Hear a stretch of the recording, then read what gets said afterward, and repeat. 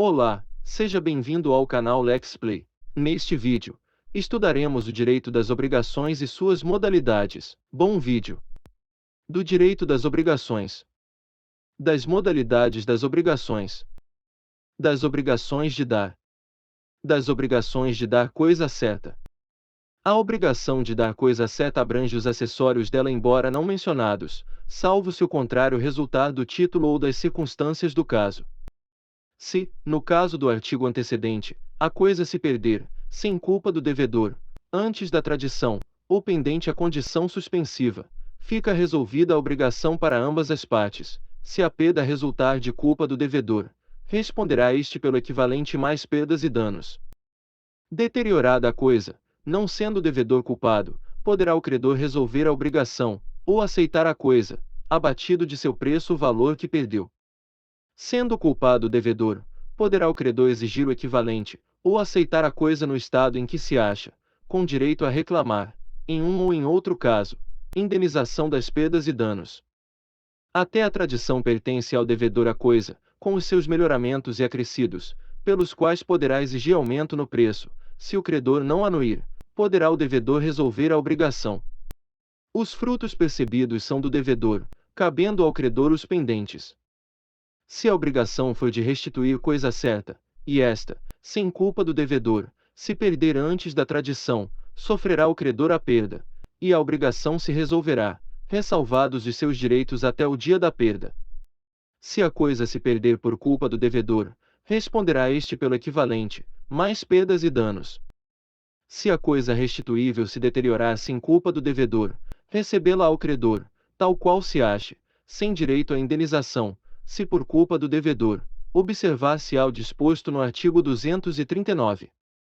Se, no caso do artigo 238, sobrevier melhoramento ou acréscimo à coisa, sem despesa ou trabalho do devedor, lucrará o credor, desobrigado de indenização. Se para o melhoramento, ou aumento, emprego ou devedor trabalho ou dispêndio, o caso se regulará pelas normas deste Código atinentes às benfeitorias realizadas pelo possuidor de boa-fé ou de má-fé. Quanto aos frutos percebidos, observar-se-á, do mesmo modo, o disposto neste Código, acerca do possuidor de boa-fé ou de má-fé. Das obrigações de dar coisa incerta. A coisa incerta será indicada, ao menos, pelo gênero e pela quantidade. Nas coisas determinadas pelo gênero e pela quantidade, a escolha pertence ao devedor, se o contrário não resultar do título da obrigação, mas não poderá dar a coisa pior, nem será obrigado a prestar a melhor.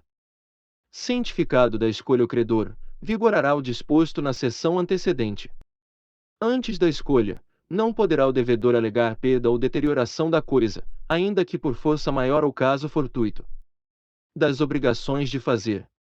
Incorre na obrigação de indenizar perdas e danos o devedor que recusar a prestação a ele só imposta, ou só por ele exequível. Se a prestação do fato tornar-se impossível sem culpa do devedor, resolver-se-á a obrigação. Se por culpa dele, responderá por perdas e danos. Se o fato puder ser executado por terceiro, será livre ao credor mandá-lo executar à custa do devedor, havendo recusa ou mora deste, sem prejuízo da indenização cabível. Em caso de urgência, pode o credor, independentemente de autorização judicial, executar ou mandar executar o fato, sendo depois ressarcido. Das obrigações de não fazer. Extingue-se a obrigação de não fazer, desde que, sem culpa do devedor, se lhe torne impossível abster-se do ato, que se obrigou a não praticar. Praticado pelo devedor o ato, a cuja abstenção se obrigara, o credor pode exigir dele que o desfaça, sob pena de se desfazer à sua custa, ressarcindo o culpado perdas e danos. Em caso de urgência, poderá o credor desfazer ou mandar desfazer, independentemente de autorização judicial, sem prejuízo do ressarcimento devido. Das obrigações alternativas. Nas obrigações alternativas, a escolha cabe ao devedor, se outra coisa não se estipulou. Não pode o devedor obrigar o credor a receber parte em uma prestação e parte em outra. Quando a obrigação for de prestações periódicas, a faculdade de opção poderá ser exercida em cada período. No caso de pluralidade de optantes, não havendo acordo unânime entre eles, decidirá o juiz, findo o prazo por este assinado para deliberação. Se o título deferir a opção a terceiro, e este não quiser, ou não puder exercê-la, caberá ao juiz a escolha se não houver acordo entre as partes. Se uma das duas prestações não puder ser objeto de obrigação ou se tornar inexequível, subsistirá o débito quanto à outra.